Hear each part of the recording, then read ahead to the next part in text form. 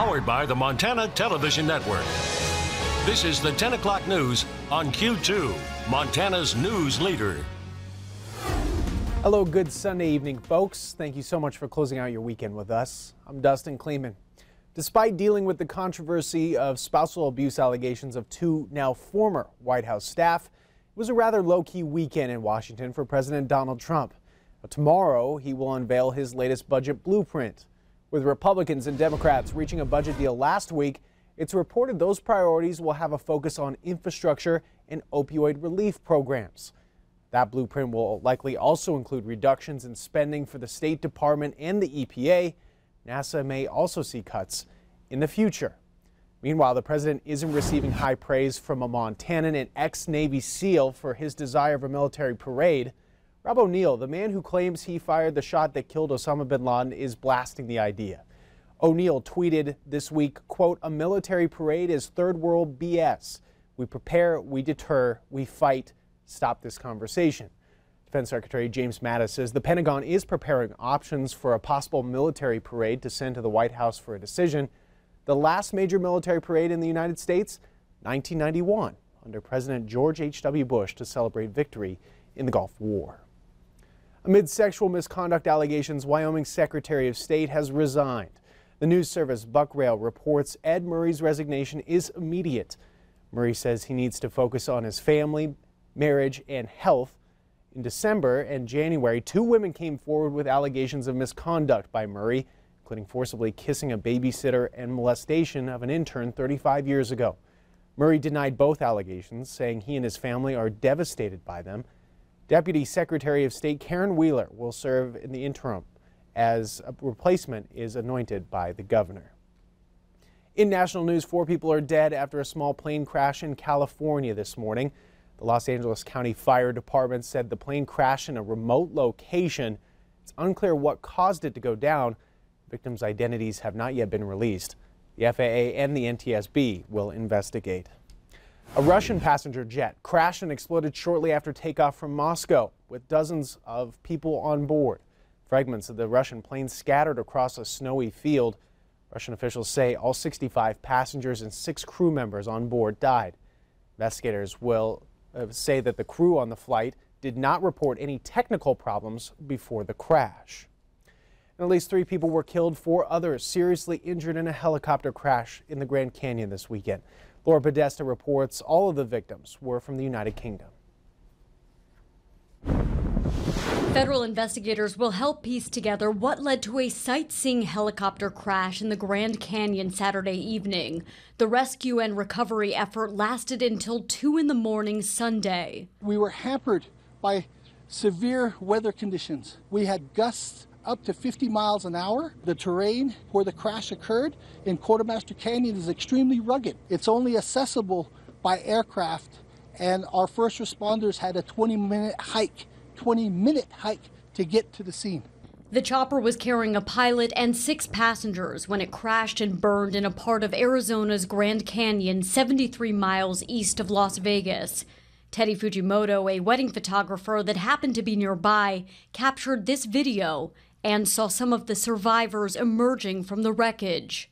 It was pretty bad. It's amazing how they survived. These 2 ladies, are lucky to be alive. The helicopter belongs to Papillon Airways, one of the biggest Grand Canyon tour companies in the area. This is the first with Papillon, the first major crash that we know of since the 2001 incident. Back in 2001, the tour company was involved in another helicopter crash that killed 6 people. That accident was found to be the result of pilot error. Laura Podesta, CBS News.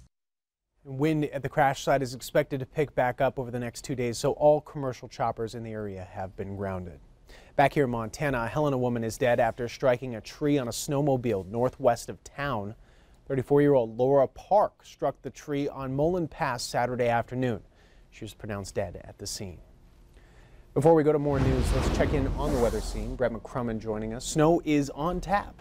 Yes, it is. As a matter of fact, starting to pick up some more light snow around the Billings area right now. Let's go ahead and take a look at snow estimates as we take this through tomorrow at noon. it shows that we could pick up a quick 2 to 3 inches here into the Billings area, and slightly more for the western foothills up around the Red Lodge area, maybe up to 4 to 5 inches in some of those areas. Let's take a look at weather headlines, shall we? We are looking at snow increasing overnight tonight. Snow and ice-covered roads first thing in the morning. You may also run into some blowing and drifting snow, so make sure that you use extra caution when traveling tomorrow for your morning commute. And if you are traveling outside of Billings, make sure you check the road reports before you head out. And like I said, the snow will continue at least through tomorrow morning and before things taper off and we start to warm things up. We'll have your complete forecast coming up in just a few minutes. All right, Brett, thank you very much. And be sure to tune into Montana This Morning with Ed McIntosh and Victoria Hill for the very latest before you go out the door. Here in Billings, St. Francis Catholic School is working to mitigate flooding damage after a main water line broke this weekend, causing flooding up to 4 feet in parts of the school. Happened around 3 on Saturday. Opening this door helped get some of the water out of the building. The Billings Fire Department responded, but because of the ice and snow, it took a while to find the main water valve. Caused flooding in the choir room, the band and orchestra room, and in the gym. Today, crews cleaned up and started some of the restoration and repairs. You've got to remember, this school just opened this past August. Flooding damaged musical instruments, books, and papers for the teachers. Commons area also received some flooding. The kitchen was not damaged. In the gym, crews have been trying to dry out the floor and fix any of the parts that have separated. 2 restoration companies and a construction company worked on the cleanup today. We'll have to cut out sheetrock, check out the electrical and make sure that it's safe, and kind of go back to the studs and start over again. I have every confidence in the world that our kids will be well cared for. It matters how we role model for them, that we handle it, and to be able to tell them, all the people in the community and the people at School District 2 who called and offered support, that's caring for each other and caring for people who are around you and wanting the best for our community. We'll keep you updated. School will resume tomorrow morning.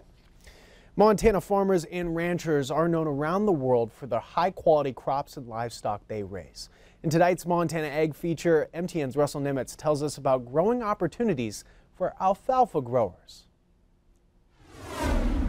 Montana can grow good hay, and just a matter of meeting those requirements that are necessary for the either export market or the California dairy market. Alfalfa growers in Montana primarily raise hay for beef cattle. Regardless, last year's drought cut production significantly. Seth Hoyt is a hay market analyst and was a presenter at Alfalfa U this past week in Ogden, Utah, and says the jury's still out for this year's production. Because the fact that there's not many alternative crops for the growers to grow. In past years, they've had an option of growing corn or wheat or some other crops in the West, but those options just aren't there right now. That's why for growers like Eric Larson of Blackfoot, Idaho, it's important to attend events like this to gain more knowledge and become a more efficient and progressive farmer. Well, I think you almost have to, because our margins are so thin. You got to set yourself apart from your neighbor or the guy across the state. You got to be that much more better at what you do, whether that's better quality or something that just makes yourself stand apart from what other people do. In addition to domestic dairies, growing export markets for U.S. alfalfa like China and even Saudi Arabia are providing opportunities for growers. Export markets over the last 10 years has become a bigger part of the alfalfa market, and the demand it's been a big factor as far as what the market has done and what the demand is for alfalfa hay in the western states. New technology like genetically modified alfalfa is also helping growers raise higher quality alfalfa crops. It's been a tool in our toolbox, so to speak, that we can use that technology to get a good established stand base of our alfalfa and keep it clean.